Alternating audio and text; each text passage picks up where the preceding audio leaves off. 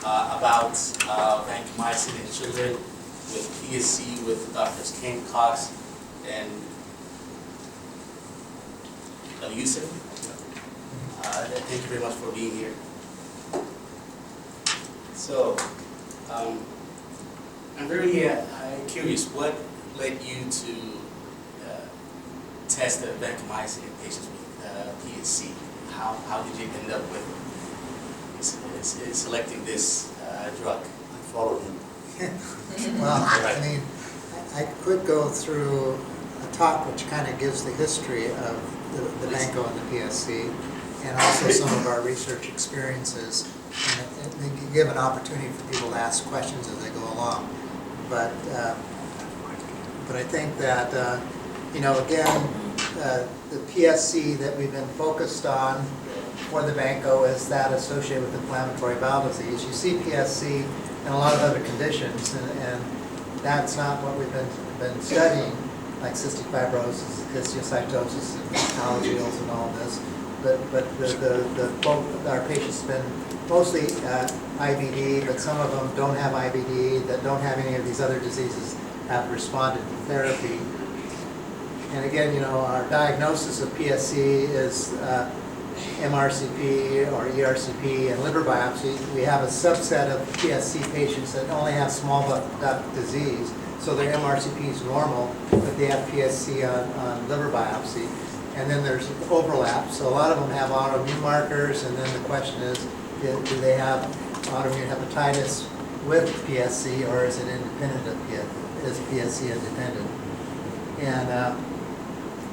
And so we've put together a recent review article of the literature, and I think again, one of the things that we see is it's a common cause for liver transplants, particularly in Scandinavia. You know, it's fifth, and the United States, the fifth most common reason to do a liver transplant, and that the PSC has also a high reoccurrence rate in the transplanted liver. 17% in adults, 10% of children, saying that it's not a primary liver disease, but it's something that's affecting the liver. And then the risk of cholangiocarcinoma in about 10% of adults.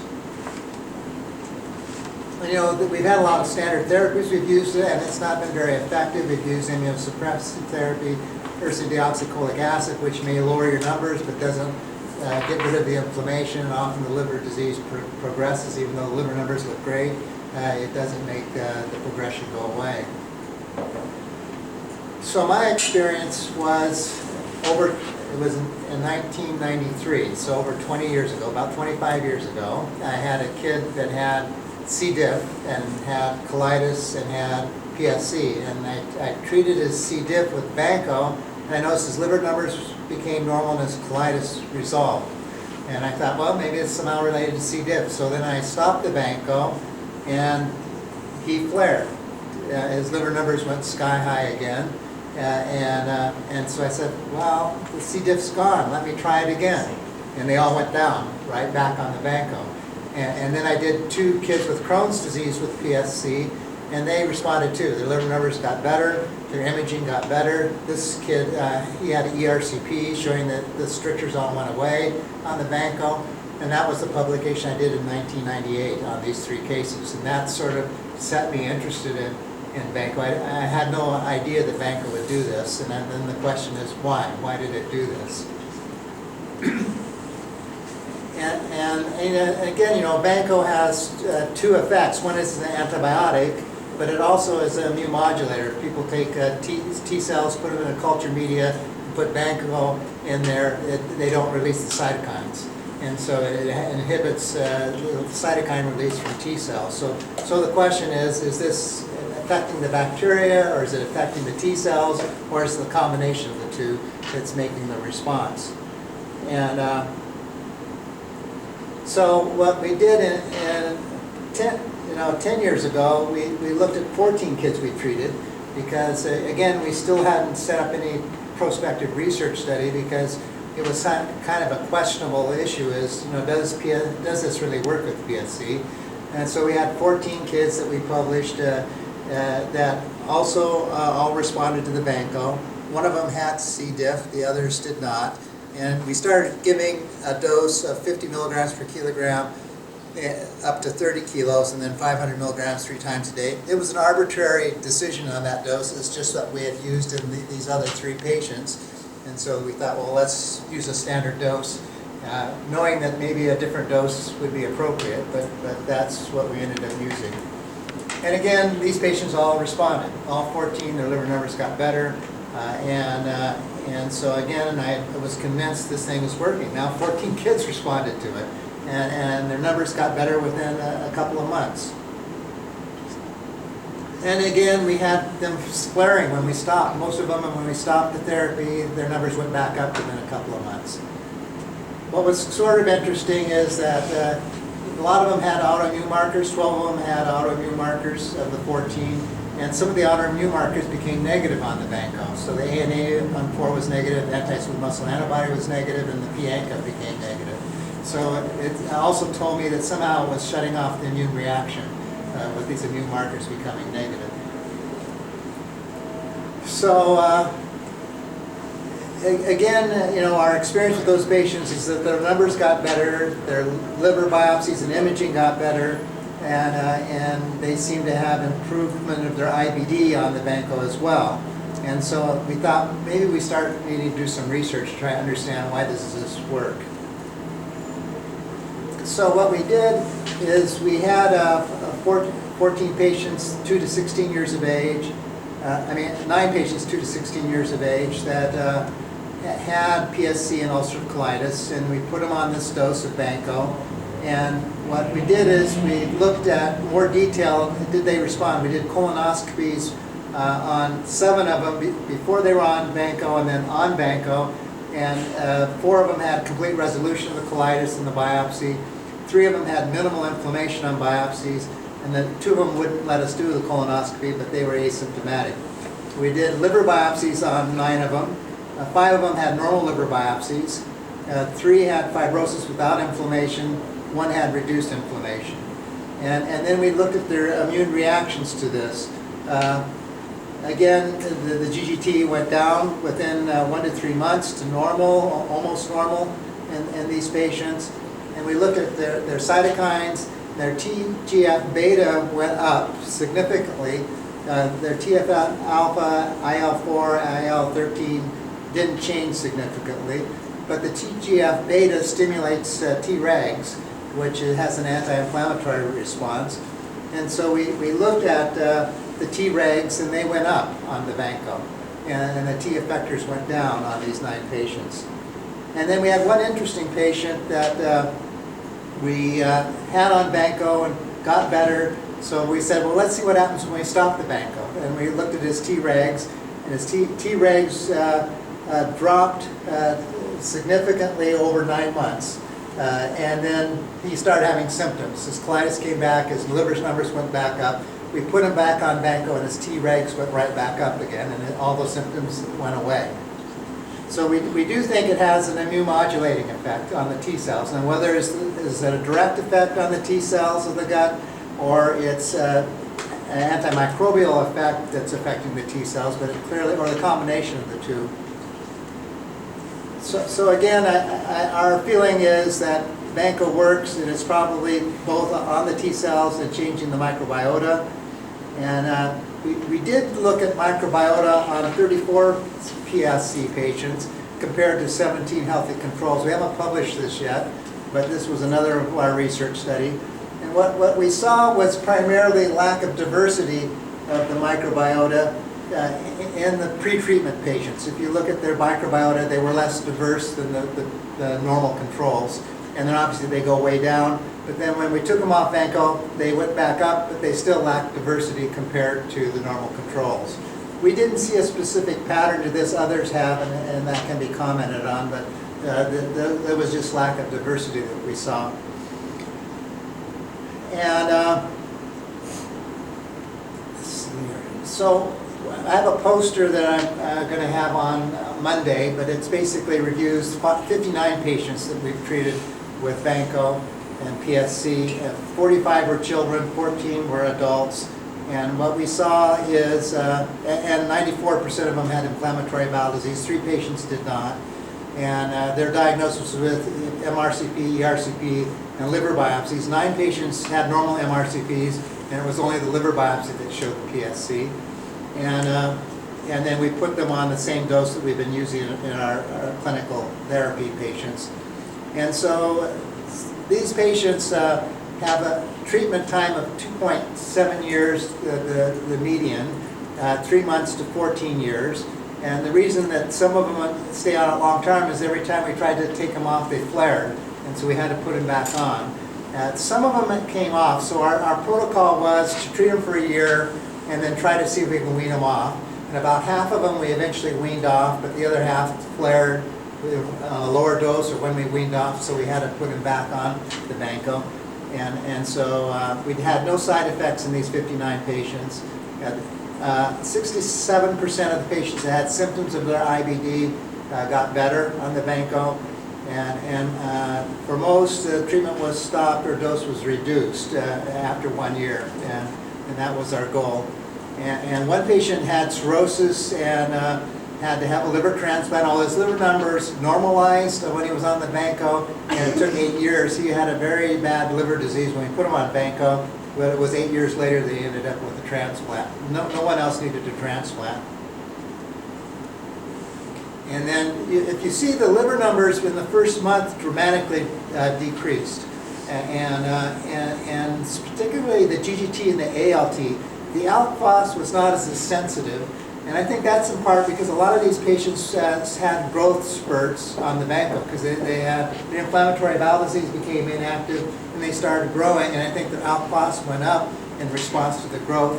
So I think particularly in kids, I think I'm concerned that the alk phos may not be reflective of the bile duct as much as the GGT. And I have an interesting kid with PSC and IBD who responded to the vanco, and his dad had normal liver function studies but never had a GGT. And the dad said, well, should I get a GGT? And then we did a GGT on him, and it was high, had an MRCP, and he had PSC. And so I think sometimes some of our IBD patients were missing PSC. And I think the GGT, particularly in kids and maybe in adults, should be something that we're doing. So the ALT decreased in 100% of patients to normal in 59%. GGT dropped in 91.5%, normal in 44%. And MRCPs improved in 76% of patients. 22% or 10 didn't have any change, and 1 had increased strictures. This one that had increased strictures was put on a variety of different brands of vanco, and we had one brand of vanco that we were having flares with, Acorn, and we studied the Acorn brand in the lab, and the capsule didn't dissolve until the pH was 9. And so we began, and then we had 3 other patients that flared when they switched to the Acorn, and I think it may be because the capsule wasn't dissolving as rapidly. And then in the liver biopsies, 19 of them had, and 9 of the patients had normal MRCPs, and 1 of those patients showed no significant change. 8 of them marked change in their biopsy. So 78% of the patients had either MRCP or liver biopsy that improved. And then there's some adult studies now from the Mayo Clinic, and there's one from Iran. There was a placebo-controlled study in Iran recently published that looked at, and these patients were on URSO, and the patients then were put on either placebo or vanco, and on the vanco their numbers got better. So again, in these adults, they showed the vanco was an additional benefit to the ursodiol. I won't talk about the other Mayo studies since I have the experts here. And then one other thing that we had one patient we published that had recurrent PSC after transplant. We put the patient on vanco, the numbers dramatically improved, and biopsy showed evidence of recurrent PSC. We now had 9 that have had recurrent PSC after transplant, and they've responded to vanco. So again, I think it's a group of patients that might think about vanco if they have recurrence after their transplant. So, basically, we think vanco has been fairly effective therapy, and I don't think we've had other therapies that have been this effective, and I think one is it's affecting T cells, and 2, it's changing microbiota that may be stimulating the T cells. But I do think, having a prospective controlled study might be a good idea with placebo, so we can convince everyone this is the right therapy. And it is costly, so one of the things that I've had to do with some of my patients, I switched them to IV Vancos that was compounded because it was 1/10 the price of the pill. And so I ended up doing that as a way to reduce the cost. And so anyway, any questions for me at all before we move? I just have a quick question about the patients in this most recent data that you're presenting. Were any of them on the compounded Vanco, or were they all on the capsules? They were all on capsules, but some of them ended up switching to compounded after a year. And it was because, you know, they were paying out of pocket for it. And then again, it drives me to try to lower the dose. And some of them I get down to 250 a day, and they didn't relapse. And so that's one of my motivations to get them off or get the dose down. And the compounding was the way to do it more cost effectively. Did you monitor any of these patients with us looking at fibrosis to see if Yes. there's any? Well, one is that the biopsy and MRCP, sometimes they would say there was less fibrosis. What we started doing more recently is elastography.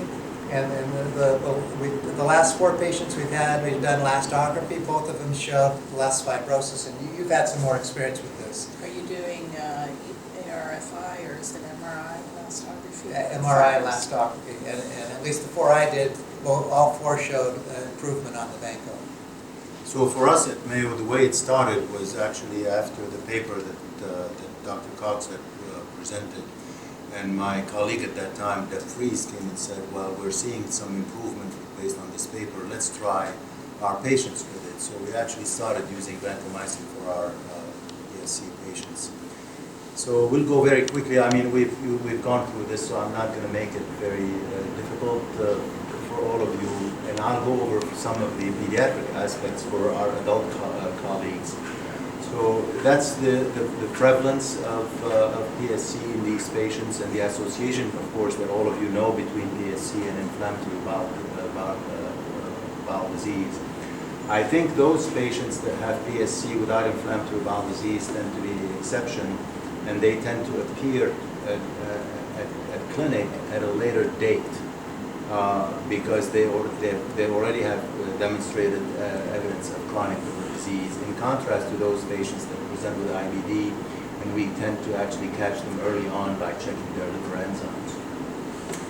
So the thing for adult colleagues is not all of PSC or PSC looking ERCP or MRCP are due to the classic known PSC. We see it in a variety of other conditions, including immune dysregulation. When we had cryptosporidium in my AIDS population when I was in Chicago, we had a lot of pictures that look very similar to PSC. And of course, histiocytosis X and hyper-IgM syndrome do that as well. Again, in my experience, I think a lot of people would say, well, the presentation when you look at the adults is jaundice, fatigue, pruritus. By that time, it's already too late. For us, we actually will test for liver enzymes on all of IBD patients at presentation on a regular basis thereafter, every 3 or 4 months sometimes, and occasionally every 6 months to make sure that there is no evidence of liver disease. And it always includes a gamma GT because it's extremely sensitive to liver disease. And then we are very concerned anytime we have poorly responsive autoimmune hepatitis for the overlap syndrome. And when we look at the studies that were published, I'm sorry about the quality of this, this is the number of patients that have been shown, and what you see is that nearly 90% or more of patients have an abnormal gamma GT. Ariel Feldstein, when he was a first-year fellow, looked at our 52 patients and looked at them 20 years down the road, showing that 50% of them will have either a transplant or death, showing that PSC in pediatrics is not a benign disease as it used to be thought. Of course, Mark Duneau has his patients that we have all participated in. And then for you, for people who are interested, this is the picture that you see in MRCP as well as ERCP correlation between the two. And the demographics of pediatric patients that have been studied so far by Fabian when he published this in 2001.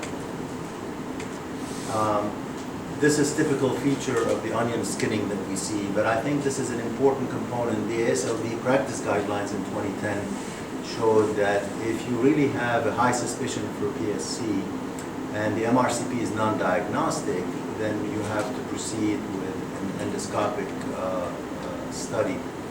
And if that is negative, the biopsy is done. Now, adult colleagues at Mayo hardly ever biopsy a PSC because most of them already present with ongoing disease. They're not like caught early, whereas we try to catch them early. And that's been my experience in this. And of course, there was this study that was done with URSO, low dose versus high dose, showing high dose to be significantly worse for these patients, and therefore that was changed after that.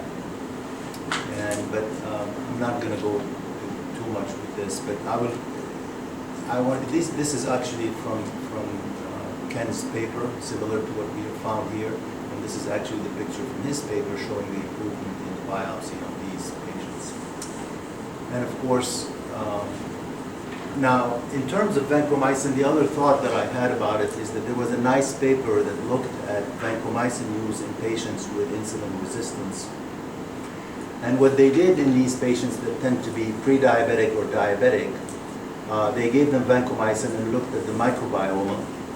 The change in the microbiome with a decrease in firmicutes and increase in protobacteria, as well as change in the conjugation of bile acids with the resultant increase in primary bile acids and a decrease in secondary bile acids. And secondary bile acids tend to be more toxic to the liver, and of course changes into the hormonal and the signaling pathway in the liver, leading to a peripheral insulin resistance that is increased. So this is the change in the microbiome in this patient population. These are not PSC patients. These were different, and there is certainly an effect of vancomycin on the gram-positive cocci and the decrease in the firmicutes. There is a group, the adult groups have a variety of different centers that collaborate by collecting blood data on many patients.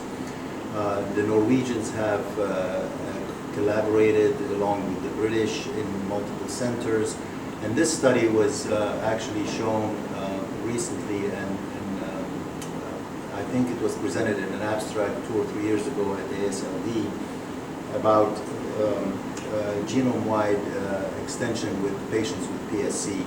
The study is always unfortunately biased because many centers will have, let's say, 150 or 250, and Mayo has 3,000 of these patients that they accumulated over time. So it almost automatically, any studies coming that includes Mayo will bias it to one institution versus the rest of the institutions.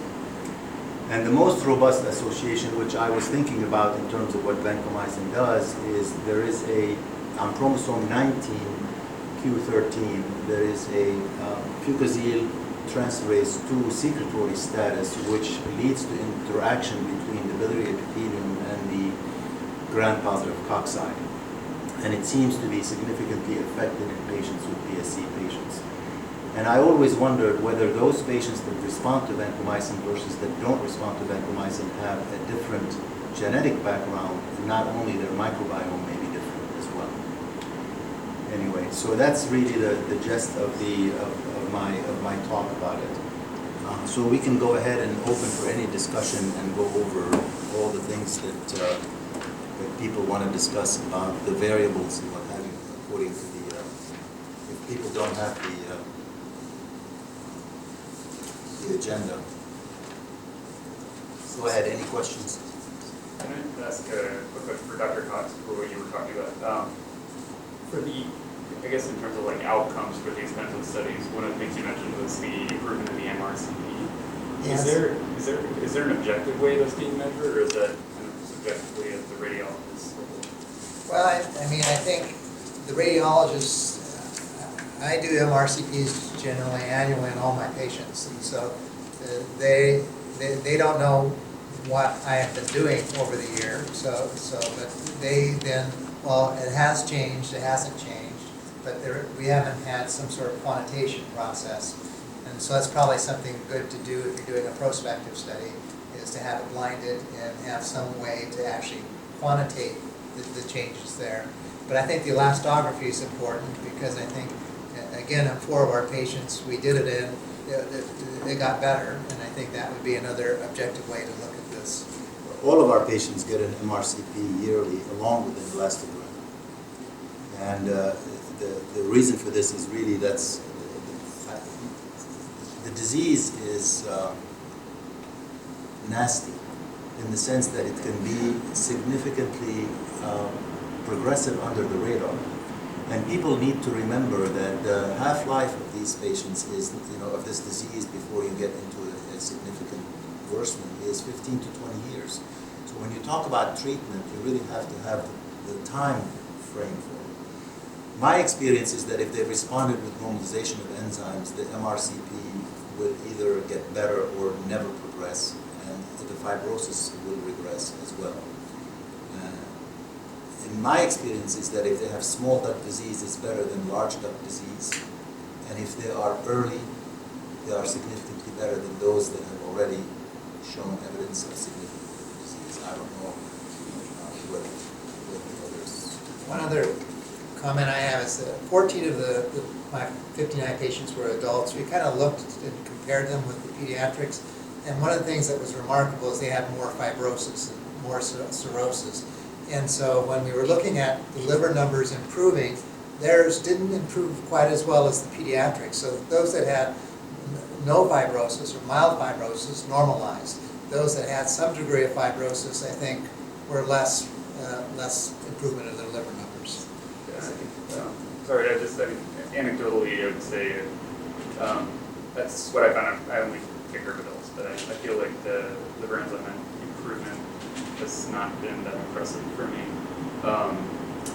Although the IBD so you've tried symptoms seem to get vancomycin. better. Sorry. So you've tried vancomycin? Yeah. In fact, this was kind of timely because we had a resident who was interested, so we just got our RIB approved and started looking at the smaller number of patients that we treated. But I think it was partly our GI colleagues who were also using oral vancomycin for some of these UC patients.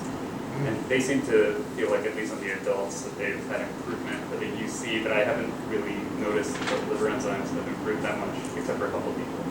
How many patients have PSC without IBD? Very few. So I have this, I only kind of got interested into this because I had a patient who kind of talked me into doing this, that you might actually know, from about 5 years ago, and he's twice now, been on and then off vancomycin. He has no IBD, but has complete normalization of all liver tests, including bilirubin when he's on. When he's off, he actually came to me for a transplant evaluation initially with jaundice. It actually normalizes bilirubin as well as everything else. Well, that's remarkable, because usually the data coming from from Mark Deneau's group is that once you have bilirubin elevation, it's already quite progressive. Yeah, I have one patient that had cirrhosis and was being placed on our transplant list. And that was 12 years ago. She's had no progression of the cirrhosis, and her numbers are normal. And I was able to wean her vanco down to a low dose, but I haven't been taking her off because of the flares. So the question also is how long you treat those patients. And the second thing that I think people need to ask the question is, does it change the outcome in terms of cholangiocarcinoma? If you have normalization of enzymes, or is there a different mechanism that drives cholangiocarcinoma? James, you want to comment on your study when you did antibiotic with heat, whether there was a difference between metronidazole and vanco?